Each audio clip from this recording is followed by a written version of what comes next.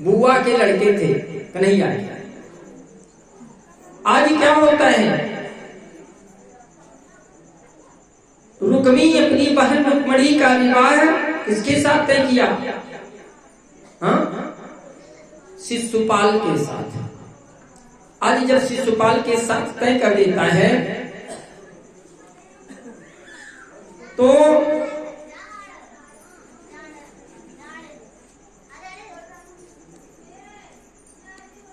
विवाह का डेट पड़ गया।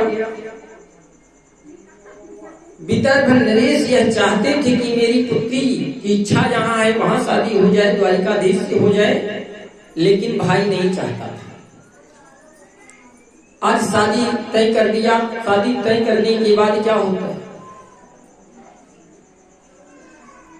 शिशुपाल से कहता है, शिशुपाल अगर कहीं द्वारिकाधीश को ये पता चला ना कि मेरी बहन द्वारिकाधीश से स्नेह करती है तो द्वारिकाधीश हो सकता है मेरे विदर्भ नरेश पे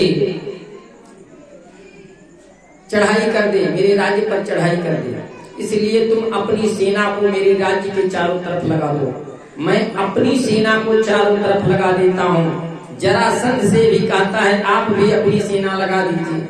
भाई द्वारिकाधीश कब अटैक कर दे क्या पता। अब क्या कर रहा है, चारों तरफ से सेनाओं को पूरे राज्य को घेरवा दिया कि कहीं से भी द्वारिकाधीश मेरे राज्य में घुसने ना पाए। आज क्या हुआ, विवाह का फंक्शन है कि जैसे कल शादी है, रुक्मणी जी महल से बाहर भी नहीं जा पा रही हैं कहीं। ये सूचना द्वारिकाधीश को कैसे पहुंचाया जाए, सोच रही है। अगर हो सकता है कोई किसी पे विश्वास करके मैं अगर कहूं कि पत्रिका या पहुंचा दो तो शायद वो पहुंचाए या ना पहुंचाए, और जा करके रुक्मी से कह दे, एक और तनावपूर्ण माहौल बन जाएगा। आज उसी महल में देखती हैं कि दो ब्राह्मण देवता आ रहे हैं। आज उन्होंने कहा कि ऐसा है, ब्राह्मण देवता से हम अपने मन की बात कहते हैं, देखिए ये हमारा कार्य करेंगे कि नहीं करेंगे, बुलाई ले लेंगे। उन्होंने बताया कि बेटा क्या है। उन्होंने कहा हे ब्राह्मण देवता, आज अगर आप हमारी विनती नहीं सुनेंगे तो मैं अपने प्राण को त्याग दूंगी। ब्राह्मण देवता ने कहा बताइए तो अपना प्रॉब्लम क्या है, क्या दिक्कत है आपको बताइए। उन्होंने कहा हे ब्राह्मण देवता, मैं द्वारिकाधीश के गुणों को सुन करके मन से, कर्म से और वचन से उनको अपना पति मान बैठी हूं। अगर मेरा विवाह द्वारिकाधीश से नहीं होता है तो अगर किसी पर पुरुष से होता है तो मैं अपने शरीर को स्वयं नष्ट कर दूंगी, समाप्त कर दूंगी, लेकिन विवाह नहीं करूंगी। मर जाऊंगी लेकिन विवाह नहीं करूंगी। ब्राह्मणों ने कहा आखिर हे देवी, मैं आपका क्या सहायता कर सकता हूँ, कृपया शांति का दान बनाएं। मैं आपका क्या मदद कर सकता हूँ। उन्होंने कहा कि अगर आप मदद करना चाहते हैं तो आप द्वारिकाधीश को मेरा एक पत्रिका पहुंचा दें। हाँ? आज द्वारिकाधीश को एक पत्रिका लिखती हैं रुक्मणी जी कि हे द्वारिकाधीश, मैं आपको मन, कर्म और वचन से आपको अपना पति मान बैठी हूँ। मैंने आपको देखा भी नहीं है, सिर्फ आपके गुणों को सुना है, आपकी लीलाओं को सुनते सुनते आपसे स्नेह हो गया है। अगर आप मुझे यहाँ से आकर के नहीं ले जाते हैं तो मैं अपने शरीर का त्याग कर दूंगी।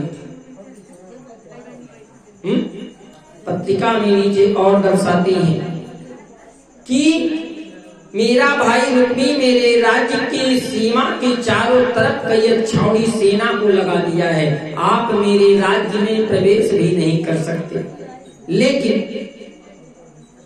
शादी के लिए दिन हमें गौरी पूजन के लिए ले जाया जाएगा, जहां पर सेनाएं कुछ कम होंगी। अगर आप चाहते हैं कि मैं जिंदा रहूं तो कृपया आप आकर के मुझे वहां से ले जाएं। चले आज पत्रिका में लिख देती हैं, ब्राह्मणों को देती हैं। आज ब्राह्मण कहाँ जा रहे हैं? द्वारिकापुरी पहुंच रहे हैं। द्वारिकापुरी पहुंच रहे हैं। आज द्वारिकापुरी जब पहुंच रहे हैं तो क्या होता है?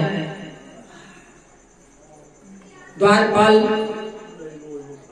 खड़े हैं और द्वारपाल के खड़े जाकर के बताए कि मैं द्वारिकाधीश से तत्काल मिलना चाहता हूं, जाकर के बता दीजिए। द्वारपाल गए भगवान कन्हैया के पास, महाराज 2 ब्राह्मण देवता आए हैं, हाँ आपसे अतिशीघ्र मिलना चाहते हैं। तब तक कन्हैया वहां से भागते हुए स्वयं आए, कहां? गेट पे पहुंचे, ले गए, अतिथि सत्कार किया। पहले अतिथि सत्कार करने के बाद ब्राह्मणों से पूछते हैं, हे ब्राह्मण देवता, क्या आपके पूजा पाठ में कहीं कोई व्यवधान तो नहीं डाल रहा है? आपके यज्ञ यज्ञादि में कोई विघ्न बाधा तो नहीं डाल रहा है? हाँ?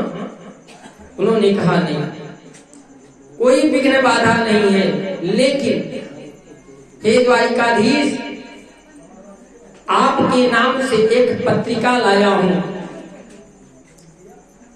अनर्क देश से। हाँ,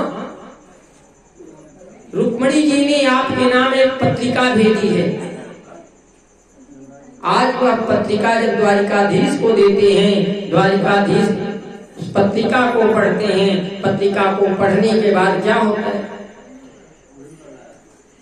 तुरंत अपनी स्वार्थी को बुलाते हैं और उसे आज्ञा देते हैं, हे सारथी, 8 घोड़े वाले रथ को तैयार करो, घोड़ों को रथ में जोत लो। हाँ, इधर अतिथि सत्कार हो रहा है, इधर तैयारी करवा रहे हैं, कहाँ निकलने के लिए? अनर्क देश की राजधानी के तरफ। कंप्लीट हुआ, स्वार्थी आया, महाराज बिल्कुल रेडी है। हाँ, आज ब्राह्मणों से कहते हैं, ब्राह्मण देवता चले रथ पर सवार हों। आज वो पत्रिका वहीं रख देते हैं, बलरामो जी से नहीं बताया कि ऐसा है, हम लोग कहीं जा रहे हैं।